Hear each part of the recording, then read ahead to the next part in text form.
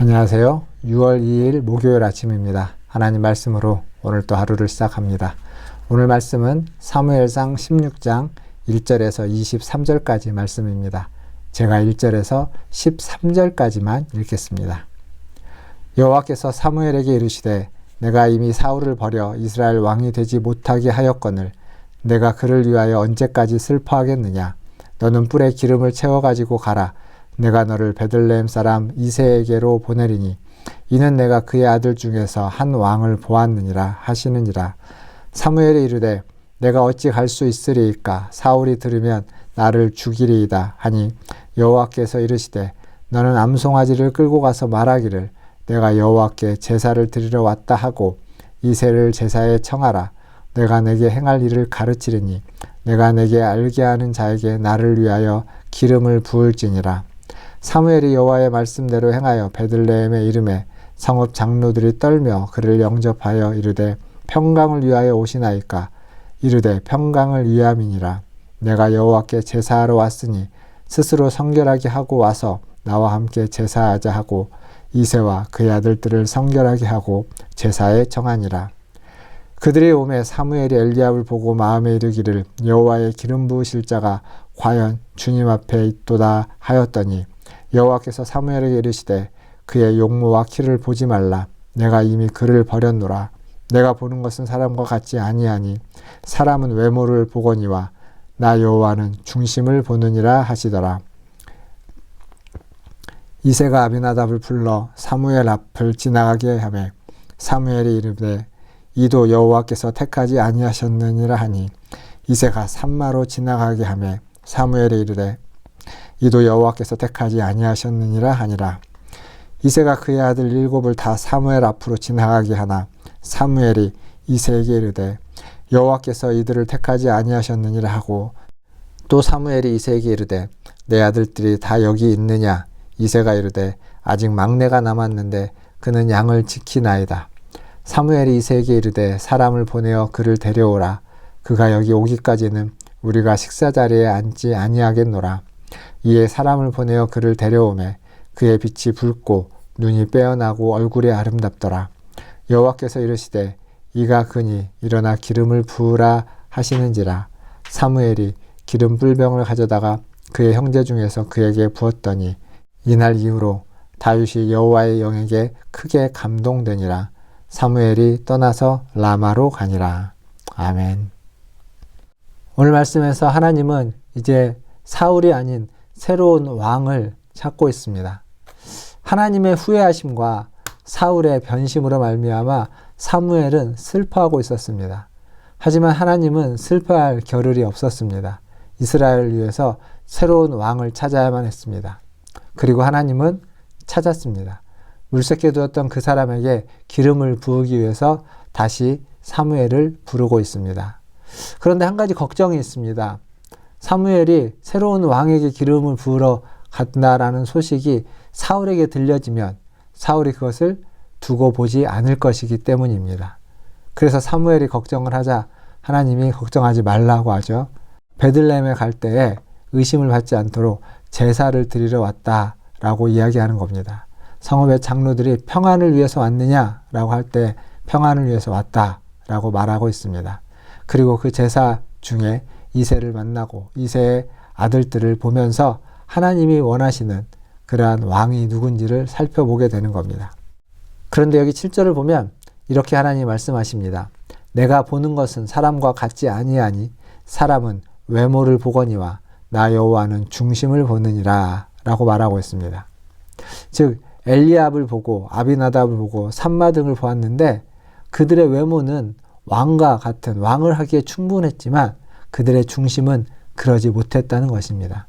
하나님은 그들의 중심을 보았죠. 그래서 그들은 택하지 않고 그 이새가 앞에 세웠던 7명의 모든 아들들을 보았지만 그 아들들 중에는 합당한 아들이 없었습니다.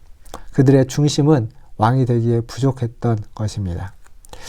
이새의 7 아들을 다 본 뒤에 이제 사무엘이 묻습니다. 아들이 더 없느냐라고 하자 이새가 있기는 한데 양을 치고 있다라고 말하는 거죠. 8번째 아들이 있습니다.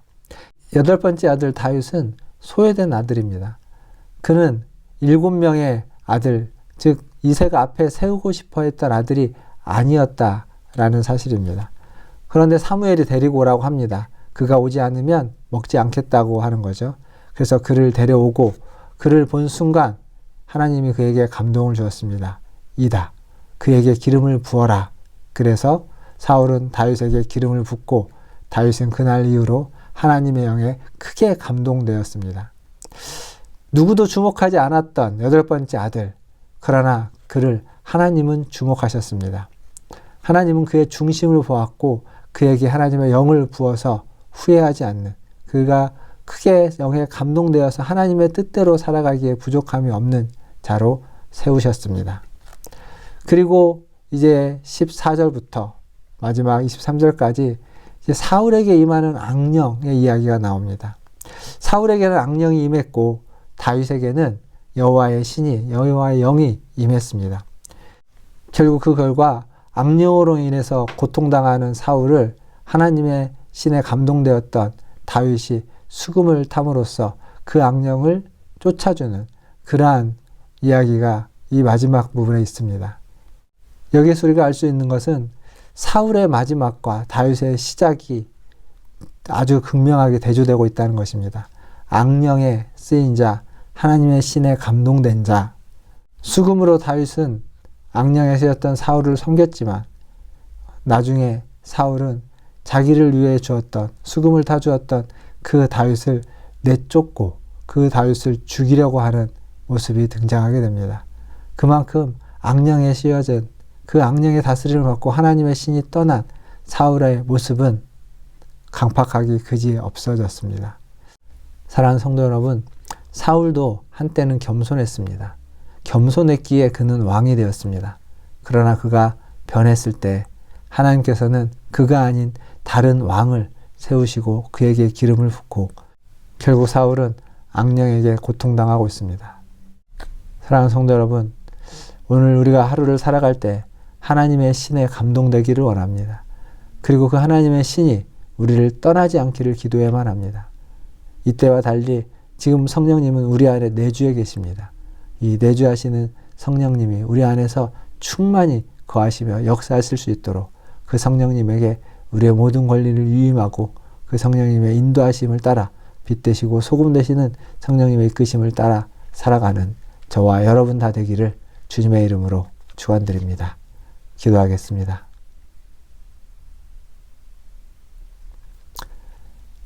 하나님 아버지 감사합니다. 사람의 외모가 아닌 마음의 중심을 보시니 감사합니다.